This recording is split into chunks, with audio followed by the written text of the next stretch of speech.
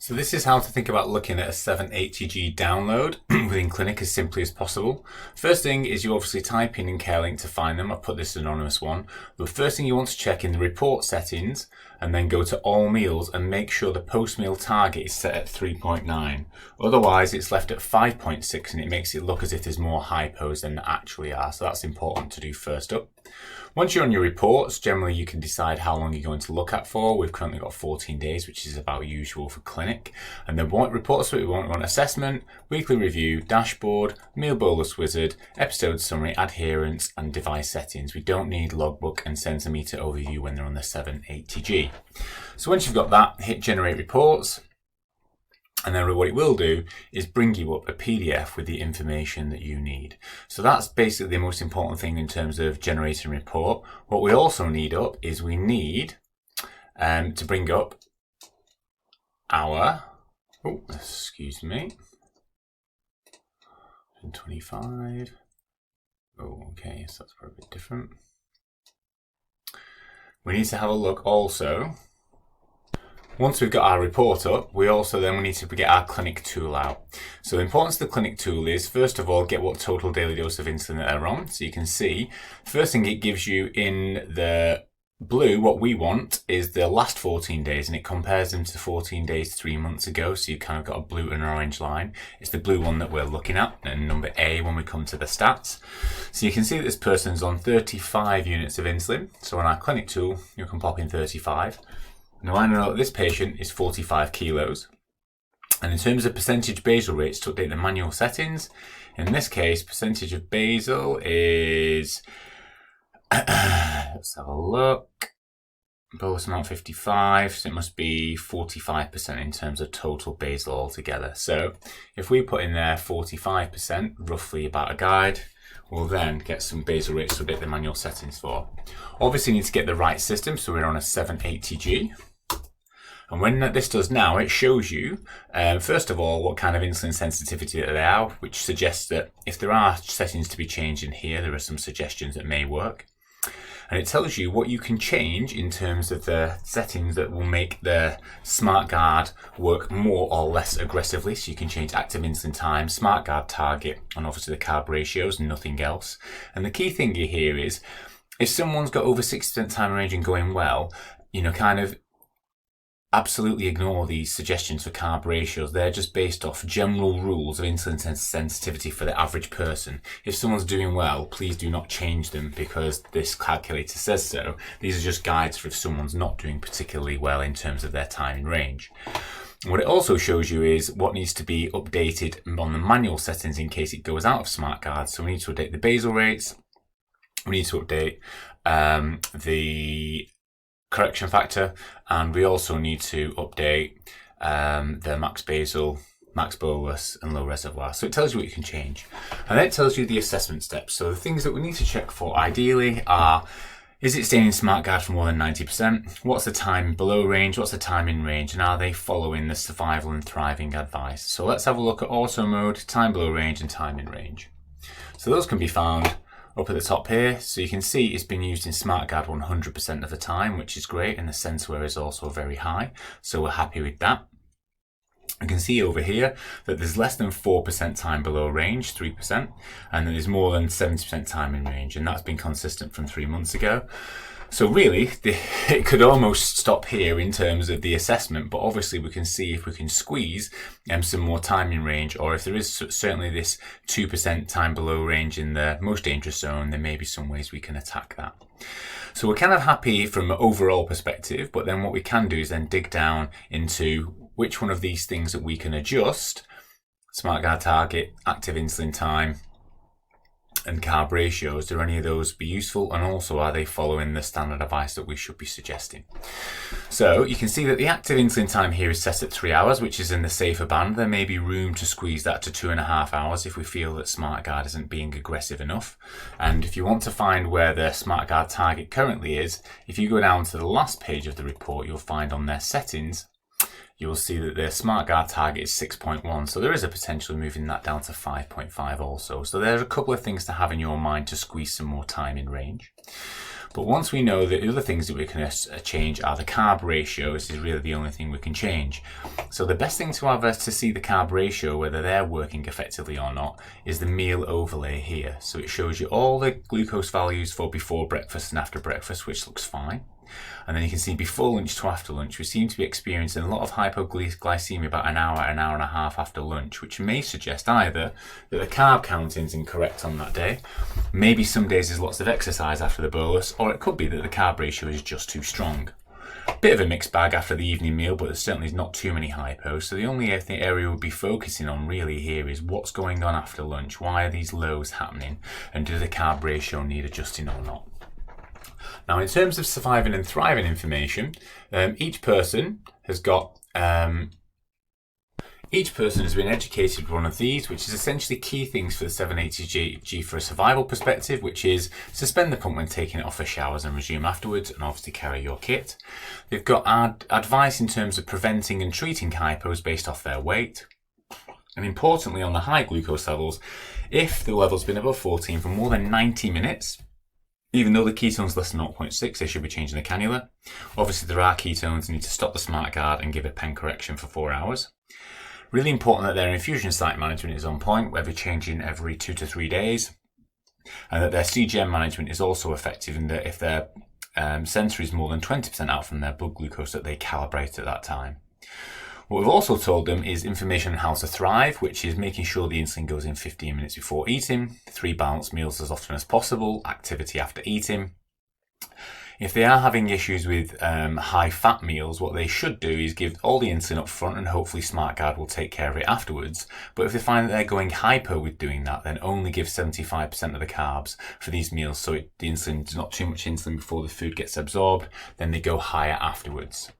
From an exercise perspective, and this might be interesting for this one, is after lunch, are they going low because of doing exercise? Have they put the temp target on 90 minutes before? Or what they could have done is reduce the carbs that they're putting in by 25%, knowing that they're going to be active afterwards. So they've been given this survive and thrive information, but this is information you can use when going through the download to see if there are behavioural things that will help with the situation. So at the moment, we know they're doing well. We're focusing our consultation mainly around this lunchtime bolus situation, and then is there any chance to squeeze the active insulin time or the personal glucose target down so that the algorithm can be a little bit more aggressive to get closer to that 80%, although trying to prevent too many lows. So now we know where we're looking at. Another thing we can finally check is, are they giving enough boluses? Well, yeah, they're bolusing 4 times a day, so they're certainly not missing many. And 144 grams, generally I'd say between 150 and 250 is somewhere about right for most of our patients, depending on what their usual makeup is. So as we work down now, what we have is the sort of week view, and we start with sort of 2 weeks ago as to what's going on. And what you can see on each one of these is the target range between sort of 4 and 10 in green, the CGM values, and you can see blood glucose readings that have gone in and that have been entered along the way as well, which could have been calibrations, for example. So that's across the top, and then below is the insulin information. Okay, really important here. When you see these purple things going up, that's the auto basal. When you see a little dash underneath, that's auto corrections that are going in. So the easiest way to think about this is if you only see pink lines going up, that is quite normal because the basal will be switching on and off just like a pancreas would be doing to keep the glucose levels in target. We know there's certainly not enough insulin going in when it's being very aggressive when we see these auto corrections. So don't think when we've got a level of here that the basal is really kicking up and working very hard. That's just kind of normal. It's working very hard when you're getting auto corrections in. And there's nothing you can change to alter this anyway because we can't change the basal rates, but it's just a bit different to some of the other systems is that you would see this and think, the basal's working too hard, we need to change something. It's completely normal to see this on and off. That's exactly what it should be doing. And it's putting a lot more in when we see these auto corrections. So that's how the basal and the automated system is working, and then you can see where the user has put boluses in, you can see how much insulin is being given and how many grams of carbohydrate. So there's only 2 food insulins on these days, apart from when they're in brackets you can see that there's obviously 2 entries at that time.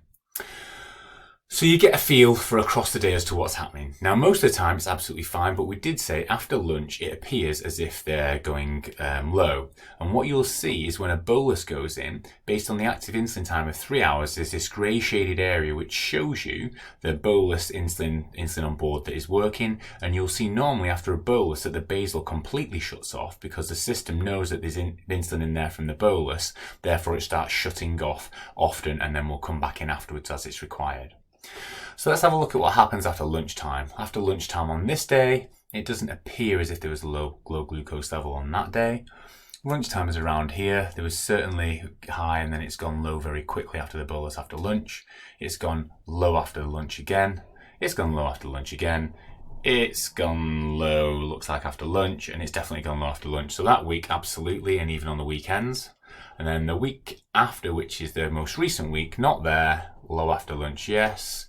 Low after lunch, yes. Low after lunch, yes. Not low after lunch that day, but again, looking as if going after lunch. So there's two considerations here. One is probably that the carb ratio is too strong, but it may be that this individual is at school and that what they could do is just put a few less carbs in. But considering it's happening almost every single day, we're probably looking at changing that carb ratio and making it less aggressive at lunchtime in this particular instance. And then the other question that we want to ask before the final settings is, could we squeeze more time in range by bringing the target level down from 6.1 to 5.5 or changing the active insulin time from 3 hours to 2.5 hours? So this will be a negotiation with the individual. There's certainly not too many lows. If we get rid of these lows after lunchtime, there's certainly not too many lows. And if you wanted to squeeze a little bit more time in range, you could change either of those. In this case, we could change the target instead of targeting to 6.1 to 5.5, just to tighten things up slightly, especially overnight, and that will probably squeeze a few extra percentage time in range without increasing the amount of hypoglycemia. So that's kind of how you look at a download, and then once you see the settings to change at the bottom, obviously we'll be having discussions and negotiations. We won't be doing this without the individual, but this is pretending that everything, all these things that they're supposed to be doing are being done effectively, and there certainly doesn't seem to be any times where the glucose level is above. So here what we might have had a discussion is where you've been above 14 for more than 2 hours and the system's working extremely hard, yet there doesn't seem to be a set change within here. So you'll be asking the question, I think it would be sensible to do a set change at this point rather than waiting all this extra time. So that's certainly worth considering in this particular instance. So we're going to think about so on the settings page, we need to think about updating these basal rates for sure. And then also we need to think about this lunchtime carb ratio. So the carb ratio you can see at lunchtime will start at 10, is 1 to 10. You know, you can make that less aggressive and take that to sort of 1 to 12, for example, reducing it by 20%. That will hopefully get rid of some of those hypos after lunch is one consideration. So that we can change that there. And then obviously we talked about the target, we could drop to 5.5 to squeeze a bit more time in range. If we want to update the manual settings, we know from here what we've got is, and one thing to notice here is you will see that the carb ratios that are suggested are based off a general rule. And for this individual, if we change them to those, we'd be in a lot of trouble because this is someone who's quite sensitive to insulin. If we change to those ratios, we'd be in a lot of trouble. So obviously if someone's got a lot of time in range, we're not going to be doing that. We're going to be doing what our eyes see, which tells us there's too much at lunchtime, hence change that 1 to 12. These are just a basic guide, just in case someone's really struggling. Now, the suggested basal rate for someone who's on 45% of their insulin for 35 units should be about 0.66 units per hour. So if they come out of SmartGuard mode, what we'd want to make sure is that they're going back into normal. So those look insufficient in terms of the amounts.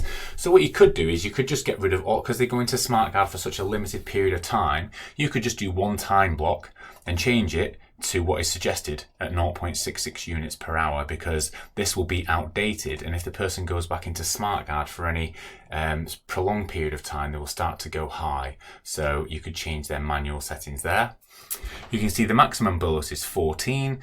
So you could have a look here and say, well, we also need to update your maximum bolus, which is going to be up to 18, just to make sure that the system can give enough. And then we can also have a look at on the next page, if I'm right in saying, our maximum basal rate is 1 unit per hour. We would need to change that to 1.6 units per hour, and on the final page you will see that their low reservoir is at 30 units, and if we have a look at what it could be, it's supposed to be 21, so that's absolutely fine. There's plenty of warning.